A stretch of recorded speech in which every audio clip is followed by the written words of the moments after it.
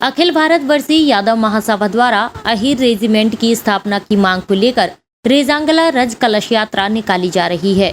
अखिल भारतीय यादव महासभा की कलश यात्रा आज जबलपुर पहुंची।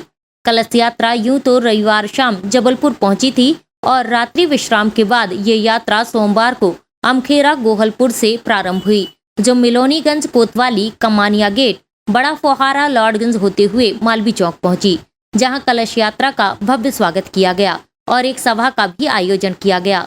सभा में संगठन के पदाधिकारियों ने कहा कि 1962 के भारत चीन युद्ध में शहीद हुए 120 भारतीय सैनिकों में से 114 अहीर समुदाय के थे।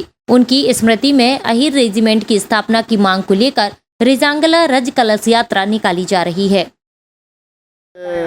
आज जबलपुर में अहीर रेजिमेंट हक है हमारा की मांग को लेकर जो एक रज कलश यात्रा निकल रही थी, आज जबलपुर में आई यात्रा, जिसका हम सभी लोगों ने, सभी धर्म के लोगों ने उसका स्वागत किया।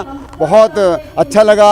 हमारे मुसलमान समाज के लोगों ने भी इसका स्वागत किया यात्रा का। इस यात्रा का लक्ष्य ये है कि जो 1962 में चीन से युद्ध के समय हमारे 114 यादव वीर सपूतों ने अपने लड़ते लड़ते कुर्बानी दे दी थी और उसमें 1200 लोगों को, सैनिकों को अपने हाथों से उन्होंने अपनी बंदूक की नोक से, बट से मार दिया। उनको हम नमन करते हैं, उनको प्रणाम करते हैं, उनके जज्बे को, उनके शौर्य को हम प्रणाम करते हैं। उसी जज्बे को लेकर हम उस अहीर रेजिमेंट का हक मांगते हैं कि यदि 33 रेजिमेंट हैं, एक रेजिमेंट और बन जाएगी अहीर रेजिमेंट, तो हम क्या कुछ हम गलत अनैतिक तो मांग नहीं कर रहे हैं सरकार से। हमारी हाथ जोड़कर मोदी जी से प्रार्थना है, मुख्यमंत्री जी से, हमारे मोहन जी से प्रार्थना है और हमारे राज्यपाल जी से, राष्ट्रपति जी से, सबसे हमारी यही प्रार्थना है। हमने राकेश सिंह जी को भी, सभी विधायकों जी से भी निवेदन किया है कि इस यात्रा का समर्थन करें और रेजिमेंट हक है हमारा, इसकी मांग में हमारा समर्थन दें। और 18 नवंबर को हम लोग सभी लोग दिल्ली भी प्रस्थान कर रहे हैं। समापन तो दिल्ली में होगा 18 नवंबर को। अब ये पूरे हिंदुस्तान में घूम रही है। यात्रा चल रही है और एक रेजिमेंट की मांग की जा रही है। क्या लगता है कि कितनी जायज़ है और कितना इसमें आप लोगों का एक मनोबल बढ़ता है? आपको लगता है कि अहीर रेजिमेंट की जो मांग है जायज़ नहीं है? स्वतंत्रता के पहले और स्वतंत्रता के बाद आज अहीरों के पास, चाहे विक्टोरिया क्रॉस हो, मिलिट्री क्रॉस हो, जॉर्ज क्रॉस है, अहीरों के पास है। अहीरों के पास परमवीर चक्र, वीर चक्र, महावीर चक्र, अशोक चक्र, कीर्ति चक्र, शौर्य चक्र हमारे पास है। जब देश में 32 से 33 रेजिमेंट हैं और जो अहीरों का इतिहास रहा है, क्या अहीर रेजिमेंट नहीं बननी चाहिए? 1857 की लड़ाई, गदर की लड़ाई किसने शुरू करी थी? 3 सूत्रधार थे, उसमें 2 अहीर थे।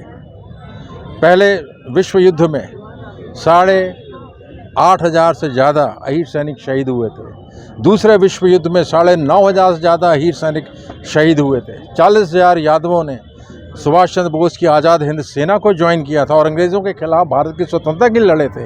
ये अहीरों का इतिहास है।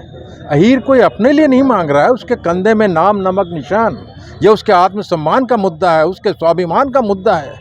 हम क्या मांग रहे हैं? अपनी रेजिमेंट। अपनी रेजिमेंट ऐसा तो है नहीं कि आज 15 से 16% जो अहीर है दूसरे रेजिमेंट में कार्य सेवा दे रहे हैं। उसी तरीके से अहीर रेजिमेंट बनने के बाद जो दूसरे हमारे युवा हैं, दूसरे समाज के युवा हैं, वो भी अहीर रेजिमेंट में अपनी सेवा दे सकेंगे। ये कोई जातिवाद का मुद्दा नहीं है, यह अहीरों के मान सम्मान का मुद्दा है, हर माता का मुद्दा है, बुजुर्ग का मुद्दा है, युवा का है, महिला का है। क्योंकि महिला ने अपना पति खोया है, बहन ने अपना भाई खोया है, बच्चे ने अपना पापा खोया है, एक माँ बाप ने अपना अहीर बेटा खोया है। तो क्या हम गलत बोल रहे हैं? क्या हमारी मांग जायज़ नहीं है?